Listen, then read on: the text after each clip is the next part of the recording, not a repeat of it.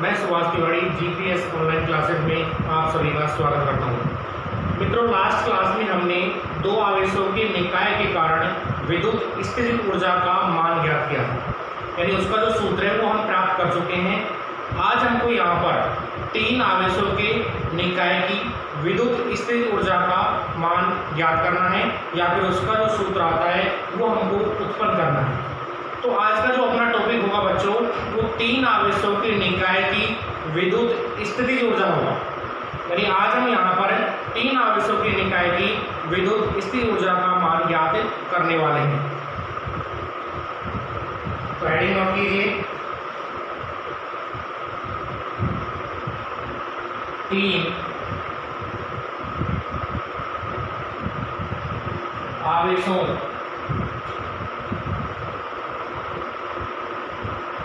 के निकाय की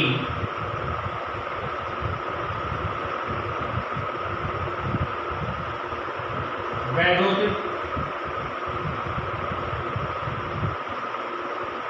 स्थितिज ऊर्जा, तीन आवेशों के निकाय की विद्युत स्थितिज ऊर्जा, यानी आपको तीन आवेशों के निकाय की विद्युत स्थितिज ऊर्जा का मान ज्ञात करना है। लास्ट क्लास में हमने दो आवेशों के निकाय की विद्युत स्थितिज ऊर्जा का मान ज्ञात किया था। बच्चों, अब हम यहाँ पर तीन आवेशों का कोई निकाय लेंगे और तीन आवेशों के निकाय के कारण या फिर निकाय बनाने में किया गया जो कुल कार्य होगा उसका मान हमको ज्ञात करना है, और कार्य का जो मान आता है वही कार्य का मान आपकी विद्युत स्थितिज ऊर्जा कहलाएगा। तो सबसे पहले हम क्या करेंगे, हमारे पास तीन आवेश अनंत पर होंगे। उन तीनों आवेशों को एक एक करके हम निर्वात के अंदर अलग अलग बिंदुओं पर लेकर के आएंगे, और लेकर आने में आपको जो कुल कार्य करना पड़ेगा वही कुल कार्य आपका विद्युत स्थितिज ऊर्जा कहलाएगा। तो थोड़ा ध्यान दीजिएगा, यहाँ पर अनंत पर आपके पास Q1, Q2 और Q3 ये तीन आवेश हैं। अब आप इन तीनों आवेशों को लेकर के आते हो, और कहां पर लेकर के आते हो, तीन अलग अलग जो बिंदु हैं आपके A, B और C, उन तीनों बिंदुओं पर आप एक एक आवेश को लेकर के आते हो। तो उन आवेशों को उनकी स्थिति तक लाने में या ला करके निकाय बनाने में जो किया गया कार्य होगा आपका, वही कार्य तीन आवेशों के निकाय की विद्युत स्थितिज ऊर्जा कहलाएगा। तो आप क्या करते हो, तीनों आवेशों को ला करके तीन आवेशों का एक निकाय बना लेते हो। सबसे पहले आप क्या करोगे मित्रों, इस Q1 आवेश को अनंत से इस बिंदु A तक लेकर के आओ। यहां पर आपने Q1 आवेश को रख दिया, यानी अनंत पर रखे इस Q1 आवेश को आप लेकर के आओगे और इस बिंदु A पर ला करके स्थित कर दोगे, यानी A पर ला करके उसको व्यवस्थित कर दोगे। जब आप इस Q1 आवेश को अनंत से लेकर के आए हो तो यहाँ पर कोई भी आवेश उपस्थित नहीं था पहले से। इस बिंदु A के आसपास में पहले से कोई भी आवेश नहीं है, यानी बिंदु A जो है यहाँ पर कोई विद्युत क्षेत्र कार्य नहीं कर रहा है। और यदि Q1 आवेश को जब आप ये बिंदु तक लाते हो तो यहाँ पर पहले से कोई विद्युत क्षेत्र आरोपित नहीं है।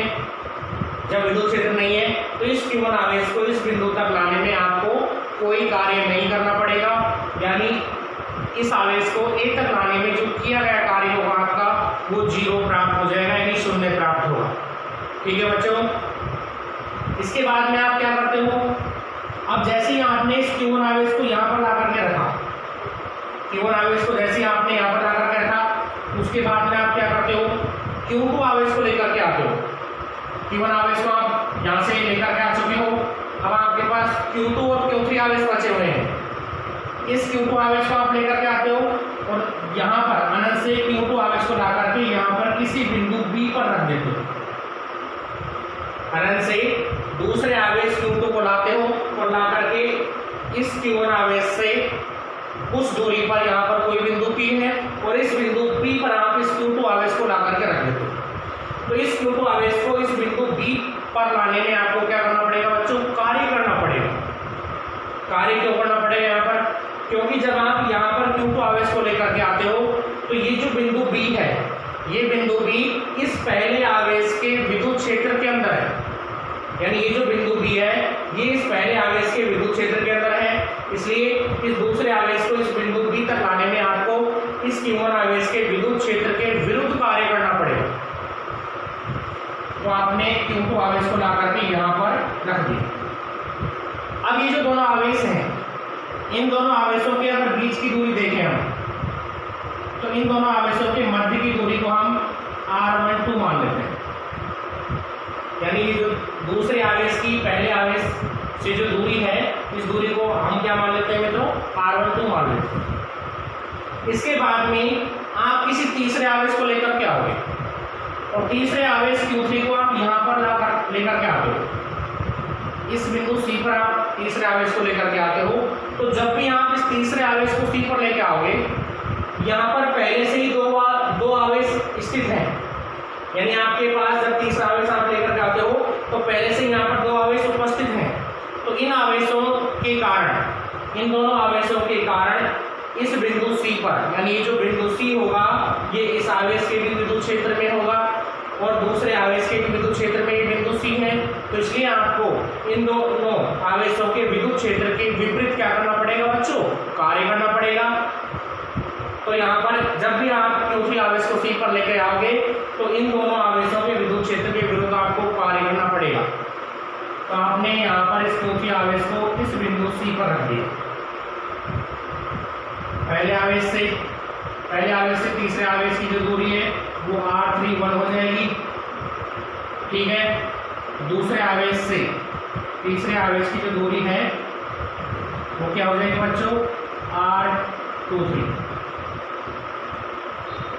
इस प्रकार हम इन दूरियों को मान लेंगे।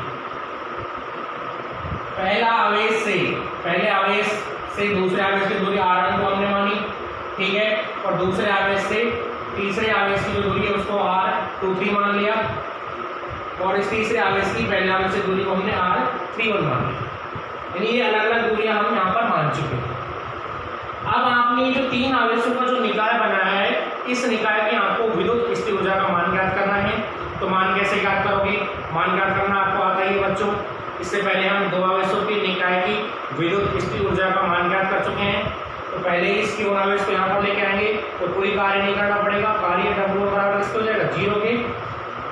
Q2 आवेश को यहाँ पर लेके आओगे तो इस आवेश के विद्युत क्षेत्र के विरुद्ध आपको कार्य करना पड़ेगा, वो W2 आपको प्राप्त हो जाएगा। जैसे ही आप तीसरे आवेश को बिंदु C पर लेकर के आते हो तो ये जो बिंदु C है ये इस आवेश के भी विद्युत क्षेत्र में है और इस वाले आवेश के भी विद्युत क्षेत्र में है, यानी दोनों आवेशों के विद्युत क्षेत्र में है, जिससे इस आवेश के कारण भी यहाँ पर विभव होगा और इस आवेश के कारण भी यहाँ पर विभव होगा। तो बिंदु C पर जब आप कुल विभव ज्ञात करोगे तो पहले आवेश के कारण विभव और दूसरे आवेश के कारण विभव, दोनों विभवों को आप जोड़ दोगे और कुल विभव को Q3 से गुणा करने पर आपको तीसरे आवेश के कारण या तीसरे आवेश को C बिंदु तक लाने में किया गया कार्य प्राप्त हो जाएगा। फिर आप इन तीनों कार्यों को, पहले आवेश को लेकर गए थे तो W1 कार्य था, दूसरे आवेश को लेकर गए थे तो W2 कार्य था और तीसरे आवेश को जब आप लेकर गए आए हो तो आपके पास W3 कार्य है। इन तीनों कार्यों को आप जोड़ दोगे और जोड़ करके कुल कार्य ज्ञात कर दोगे और ये जो आपका कुल कार्य होगा यही कुल कार्य तीन आवेशों के निकाय की विद्युत स्थिर ऊर्जा कहलाएगा। इस प्रकार आपको विद्युत स्थिर ऊर्जा का मान ज्ञात करना है। एक बार दोबारा समझिएगा, तीन आवेश आपके पास अनंत पर रखे हुए हैं, तीन आवेशों का निकाय आपको यह निर्वात के अंदर बनाना है। सबसे पहले आप क्या करोगे बच्चों, पहले आवेश Q1 को अनंत से बिंदु A तक लेकर के आओगे और A तक लाने में आपको कोई कार्य नहीं करना पड़ेगा क्योंकि यहाँ पर पहले से कोई विद्युत क्षेत्र नहीं है, इसलिए किया गया कार्य पहले आवेश को A पर लाने में किया गया कार्य कितना होगा मित्रों, 0 होगा। इसके बाद में दूसरे आवेश को आप बिंदु B तक लेकर के आओगे तो बिंदु B इस Q1 आवेश के विद्युत क्षेत्र के अंदर है, इसलिए इस आवेश के कारण यहाँ पर क्या होगा, B पर विभव होगा। इस पहले आवेश के कारण B पर क्या होगा, विभव होगा। तो दूसरे आवेश को आप इस बिंदु बी तक लाने के लिए आपको क्या करना पड़ेगा, कार्य करना पड़ेगा। और कार्य ज्ञात करने के लिए इस आवेश के बी पर जो विभव होगा उसको आप Q2 से गुणा कर दोगे तो आपका यहाँ पर कार्य आ जाएगा। अब यहाँ पर आपके पास दो आवेशों का निकाय बनाने में कार्य आपको प्राप्त हो चुका है। फिर आप क्या करोगे, तीसरे आवेश का निकाय बनाओगे, यानी तीसरे आवेश को सी तक आपको लेकर के आना है। तो ये जो सी बिंदु होगा, ये सी बिंदु इस आवेश के विद्युत क्षेत्र में है और इस वाले आवेश के विद्युत क्षेत्र में बिंदु सी है। तो इस आवेश के कारण भी यहाँ पर विभव होगा और इस आवेश के कारण भी यहाँ पर विभव होगा। तो सी पर कुल विभव ज्ञात करने के लिए इस आवेश के कारण यहाँ विभव और इस वाले आवेश के कारण यहाँ विभव, दोनों को आप क्या कर दोगे, जोड़ दोगे। तो सी पर आपको कुल विभव प्राप्त हो जाएगा।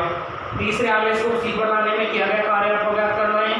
तो यहाँ पर जो आपका कुल विभव होगा, यहाँ पर जो आपका कुल विभव होगा उस कुल विभव को आप Q3 से गुणा करोगे और Q3 से गुणा करके आपको कार्य प्राप्त हो जाएगा। फिर आपको कुल कार्य ज्ञात करना है। तो कुल कार्य ज्ञात करने के लिए आपको क्या करना होगा, इन तीनों कार्यों को आप जोड़ दोगे और जोड़ करके कुल कार्य का मान आप ज्ञात कर लोगे। ठीक है, तो इस प्रकार हमको यहाँ पर वर्णित करना है। तो आप चित्र बनाइए, चित्र बना लीजिए। अब इसमें आपको लिखना क्या है, माना कोई तीन आवेश Q1, Q2 और Q3 चित्रानुसार बिंदु A, B और C पर स्थित है। यानी ये अपने पास तीन आवेशों का क्या है मित्रों, एक निकाय है। ये दूरी हम मान ही चुके हैं। पहले और दूसरे आवेश के बीच की दूरी R12 है, दूसरे तीसरे आवेश के बीच की दूरी R23 है और पहले और तीसरे आवेश के बीच की दूरी R31 है। तो ये हमने यहाँ पर मान ली है। अब हमको यहाँ पर कार्य का मान ज्ञात करना है। तो सबसे पहले हमको क्या लिखना है, क्या लिखेंगे हम लिख देंगे यहाँ पर कि माना कोई तीन आवेशों का निकाय है जिसमें Q1, Q2 और Q3 आवेश निर्वात में कहाँ रखे हुए हैं, बिंदु A, B और C पर रखे हुए हैं। माना कोई तीन आवेश Q1, Q2, Q3 निर्वात में क्रमशः A, B तथा C पर स्थित है। ये आपस में रखे हुए हैं। तो पहले आवेश और दूसरे आवेश के बीच की दूरी आपने R12 मानी है, दूसरे और तीसरे आवेश के मध्य की दूरी आपने R23 मानी है और पहले और तीसरे आवेश के बीच की दूरी आपने R31 मानी है। देखो यदि आप देखना चाहो तो लिख सकते हो। अब आपको करना क्या है, पहले आवेश को अनंत से A तक लाने में कार्य ज्ञात करना है। शॉर्ट में यहाँ कर लेते हैं इसको। Q1 आवेश को अनंत से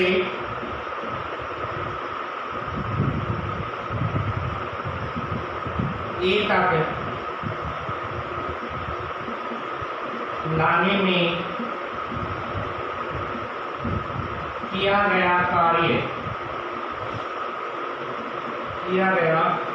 कार्य कितना हो जाएगा बच्चों, W1 और W1 का मान यहाँ पे क्या होगा, 0।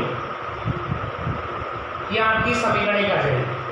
यानी Q1 आवेश को अनंत से जब आप इस बिंदु तक लेकर के आते हो तो यहाँ तक लाने में आपको जो कार्य करना पड़ेगा वो कार्य कितना होगा बच्चों, वो कार्य आपका 0 हो जाएगा। 0 क्यों होगा, क्योंकि यहाँ पर जब आप Q1 को लेकर के आए थे तो यहाँ पर कोई भी विद्युत क्षेत्र आरोपित नहीं था। ठीक है, इसलिए किया गया कार्य कितना होगा, 0। अब दोबारा आप क्या करोगे, Q2 आवेश को आप इस बिंदु B तक लेकर के आओगे। Q2 आवेश को आप इस बिंदु B पर लेकर के आओगे तो जो बिंदु बी है, ध्यान दीजिएगा, ये जो बिंदु बी है ये Q1 आवेश से R12 दूरी पर है। ये बिंदु बी इस Q1 आवेश से R12 दूरी पर है। तो इस आवेश के कारण यहाँ पर क्या होगा, विभव होगा। तो सबसे पहले आप Q1 आवेश के कारण B पर विभव ज्ञात करोगे। Q1 आवेश के कारण, Q1 आवेश के कारण बिंदु B पर विभव, Q1 आवेश के कारण बिंदु B पर जो विभव है उस विभव को हम मान लेते हैं V1। इस आवेश के कारण यहाँ पर जो विभव है मित्रों, उस विभव को हमने क्या मान लिया, V1 मान लिया। तो इस आवेश के कारण यहाँ पर विभव का मान कितना होगा, विभव का सूत्र क्या होता है, थोड़ा ध्यान दीजिएगा। विभव V बराबर होता है KQ/R। विभव का यदि हम कॉमन सूत्र देखें तो विभव V बराबर KQ/R है। आवेश का जो मान है इस बिंदु A पर कितना है, Q1 है। तो इस सूत्र के अंदर Q की जगह तो आप Q1 कर दोगे, और यहाँ से और इस बिंदु B तक की जो दूरी है वो कितनी R12 है। तो R के स्थान पर क्या आ जाएगा, R12 हो जाएगा। तो यहाँ पर V1 का जो मान होगा KQ1/R12 आ जाएगा। तो Q1 आवेश के कारण बिंदु B पर जो विभव होगा V1, उसका जो मान होगा वो कितना हो जाएगा बच्चों, KQ1/R12। ये आपका विभव होगा। जब आप इस दूसरे आवेश को अनंत से इस बिंदु B तक लेकर के आते हो तो इस आवेश को अनंत से B तक लाने में आपको क्या करना पड़ेगा, कार्य करना पड़ेगा। और कार्य का सूत्र क्या होता है, कार्य W बराबर होता है आवेश गुणा विभव। यहाँ पर आवेश कौन सा लेकर के आ रहे हो, Q2 को लेकर के आ रहे हो, तो आवेश तो Q2 हो जाएगा। विभव कितना है यहाँ पर, V1 है। तो V1 को आप किससे गुणा कर दोगे, Q2 से गुणा कर दोगे, तो आपका कार्य आपको प्राप्त हो जाएगा। आगे नोट कीजिए, Q2 आवेश को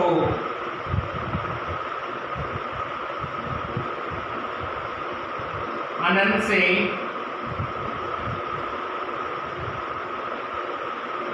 B तक लाने में कार्य, Q2 आवेश को अनंत से B तक या फिर B पर लाने में जो कार्य होगा उसको हम क्या मान लेंगे, W2 मान लेंगे। और W2 का जो मान है वो कितना होगा, विभव गुणा आवेश। तो यहाँ पर इस बिंदु B पर विभव कितना है, V1 है। तो ये विभव हो जाएगा V1। कौन से आवेश को लेकर के आ रहे हो आप, Q2 को। तो V1 को आप किससे गुणा कर दोगे, Q2 से गुणा कर दोगे। अब V1 का ये वाला जो मान है, V1 का ये वाला जो मान है, इस मान को आप यहाँ रख दोगे। V1 का ये मान यहाँ पर रख दिया जाएगा। तो कार्य का मान कितना प्राप्त होगा, W2 बराबर V1 का मान कितना है बच्चों, KQ1/R12 है। इस मान को यहाँ पर पुट कीजिए, KQ1/R12, और यहाँ पर गुणा किससे करना है, Q2 से गुणा करना है। तो आपका W2 का जो मान होगा, W2 बराबर KQ2/R12 हो जाएगा। और ये आपकी समीकरण आ जाएगी 2। यानी जब आप दूसरे आवेश को इस बिंदु B तक लेकर के आए तो B तक लाने में आपके द्वारा जो किया गया जो कार्य होगा उस कार्य का मान KQ1/R12 प्राप्त हो जाएगा। इसे यहां तक नोट कीजिएगा। इसके बाद में आपको तीसरे आवेश को C पर लेकर के आना है। या आपको ऐसा कैसे ही नोट करना है पूरा सेम। यहाँ पर W2 का मान आपको प्राप्त हो गया।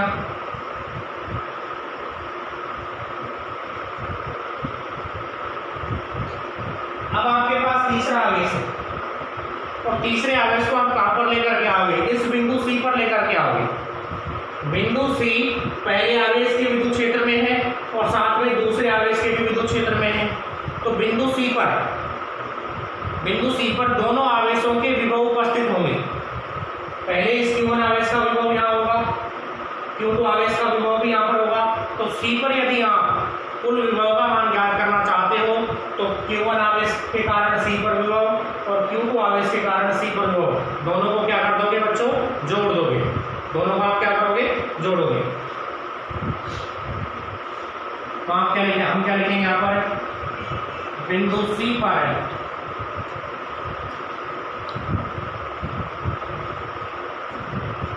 कुल विभव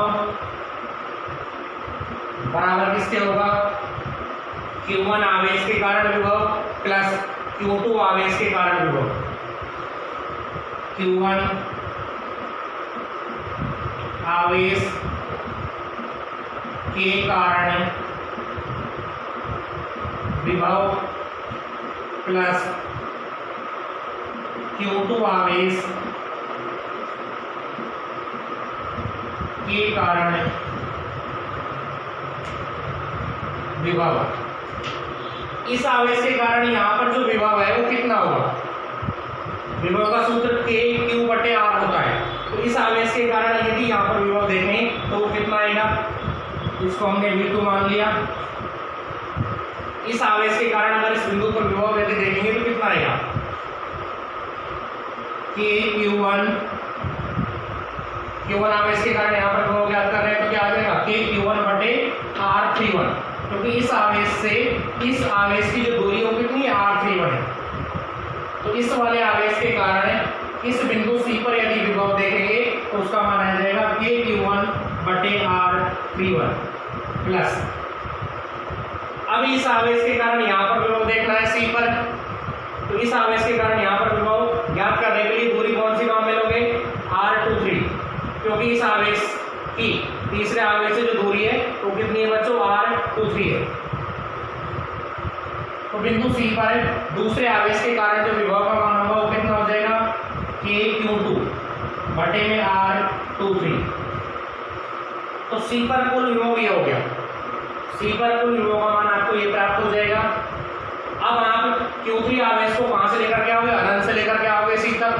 तो अनंत से Q3 आवेश को C पर लाने में आपको जो कार्य करना पड़ेगा उस कार्य का मान ज्ञात करने के लिए आप क्या करोगे, इस विभव को Q3 आवेश से गुणा कर दोगे। ये जो आपका विभव है इस विभव को आप Q3 आवेश से क्या कर दोगे, गुणा कर दोगे, क्योंकि विभव का सूत्र क्या होता है, सॉरी कार्य का सूत्र क्या होता है, आवेश गुणा विभव होता है। ठीक है, तो आगे हम क्या लिखेंगे, Q3 आवेश को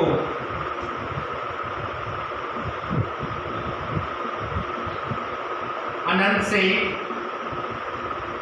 C पर लाने में कार्य कितना हो जाएगा, W3 बराबर C पर जो कुल विभव है वो कितना है, V2 और यहाँ पर आवेश कितना है बच्चों, Q3। जिस आवेश को आप लेकर के आ रहे हो उस आवेश से आप विभव को क्या करोगे, गुणा करोगे। तो W3 का मान हो गया V2 गुणा Q3। W3 का मान ज्ञात कीजिए, W3 बराबर V2 का मान रख दो K/Q1/R31 प्लस K/Q2/R23।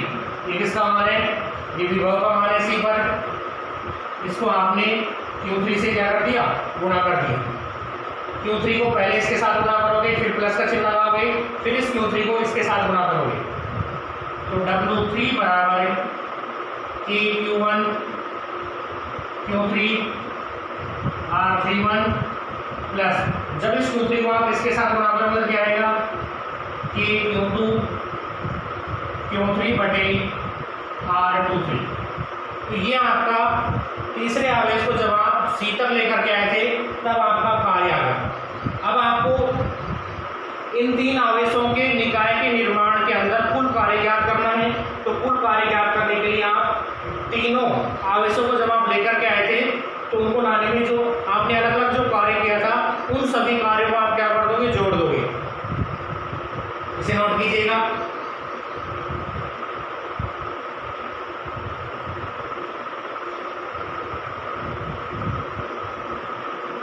इसके बाद में मैं इधर साइड में लिख रहा हूं। तीन आवेशों के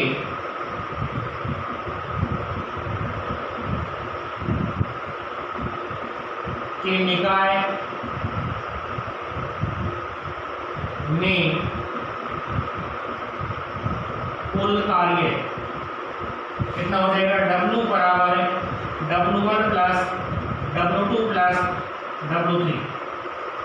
यानी तीन आवेशों का निकाय जो हमने बनाया है उसमें कुल कार्य का जो मान होगा तो पहले आवेश को लाने में कार्य, दूसरे आवेश को लाने में कार्य और तीसरे आवेश को लाने में जो कार्य है, इन तीनों कार्य को हम क्या कर देंगे, जोड़ देंगे। अब आपको W1, W2 और W3 इन तीनों के मान यहाँ पर रखने हैं। तो W बराबर यहाँ की समीकरण 3 होगी। W का मान 0 आपको प्राप्त हुआ था। W2 का जो मान आपको प्राप्त हुआ था बच्चों कितना था, K Q1 Q2 बटे R12 प्लस W3 का ये वाला मान आपको प्राप्त हुआ है। इस मान को क्या रख दो, K Q1 Q3 बटे R31 plus K Q2 Q3 बटे R23। यानी आपने यहाँ पर W1 का मान ये रखा, W1 का मान 0 रखा, W2 का मान ये वाला मान रख दिया और W3 का मान ये रख दिया। यदि आप कुल कार्य देखें तो कुल कार्य का मान क्या होगा, W बराबर ये वाला मान आ जाएगा, यह आ जाएगा और यह आ जाएगा। कि यदि आप लेना चाहो तो K को यहाँ से कॉमन ले सकते हो, तीनों में K है इसलिए आप K को कॉमन ले सकते हो। तो K बार आ गया Q1 Q2 बटे R12 प्लस Q1 Q3 बटे R31 प्लस Q2 Q3 बटे R23। ये आपका कुल कार्य प्राप्त हो गया, ये आपका कुल कार्य प्राप्त हो गया। यदि यहाँ पर विद्युत स्थिर ऊर्जा का मान ज्ञात करना है तो यही कार्य क्या कहलाएगा, आपकी विद्युत स्थिर ऊर्जा कहलाएगा। यहाँ तक इसको नोट कीजिएगा, नोट करो इसे। हमने यहाँ पर इन सबके मान यहाँ रख दिए गए हैं।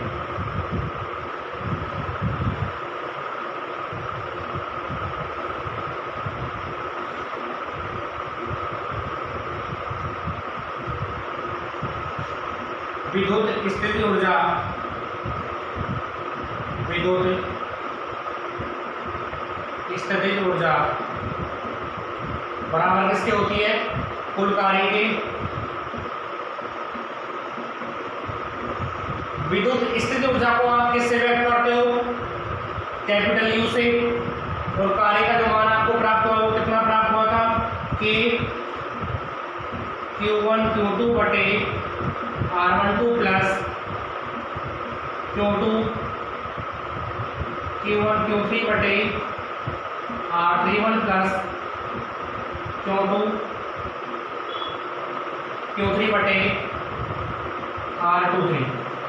यह आपका कुल कार्य प्राप्त हुआ। अब आप यहाँ पर K का मान रख सकते हो और निर्वात के अंदर K का मान क्या होता है बच्चों, 1/4 पाई एप्सिलॉन नॉट होता है। ये मान रखो यहाँ पर 1/4 पाई एप्सिलॉन नॉट मान रख दिया। क्या आ जाएगा, Q1 Q2 बटे R12। देखो इसमें Q1 Q3 है, इसको हम बाद में लिख देंगे, इसको पहले लिख देते हैं। तो हमने Q2 Q3 बटे R23 पहले लिख दिया, पहला का पहले आवेश के साथ तीसरे का बाद में लिख दिया। Q1 Q3 बटे R31।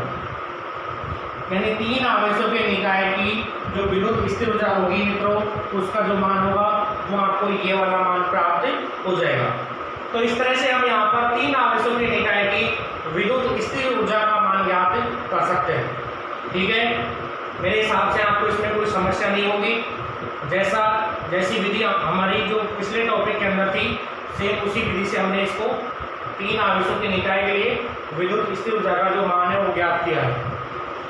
यहाँ पर आप चार आवेशों के निकाय के लिए भी विद्युत स्थिर ऊर्जा का मान ज्ञात कर सकते हैं, या फिर आप n आवेशों के निकाय के लिए भी विद्युत स्थिर ऊर्जा का जो मान है वो आप यहाँ पर ज्ञात कर सकते हैं। ठीक है, आज के लिए अब इतना ही काफी है। क्लास में अब फिर मिलते हैं एक नई वीडियो के साथ। तब तक के लिए आपको बहुत बहुत धन्यवाद बंधु।